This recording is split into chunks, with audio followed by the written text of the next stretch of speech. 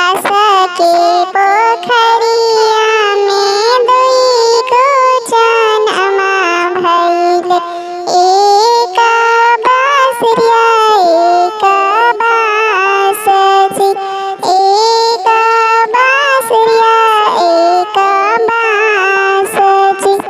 मामी के कोखिया में दुई गो जनमा लेल, एक भैया एक हामजी, एक भैया एक हामजी।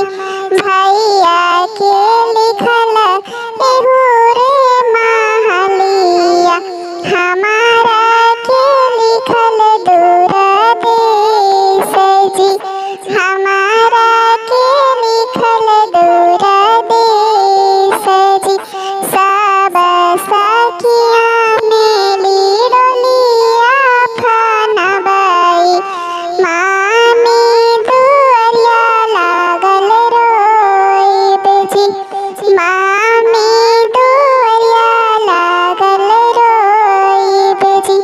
हाथ में गमछा लेले पापा समझवले, चुप रहा धनिया हमार जी, चुप रहा धनिया हमार जी। बेटिया के बदले पतोया घर लइबो, उहे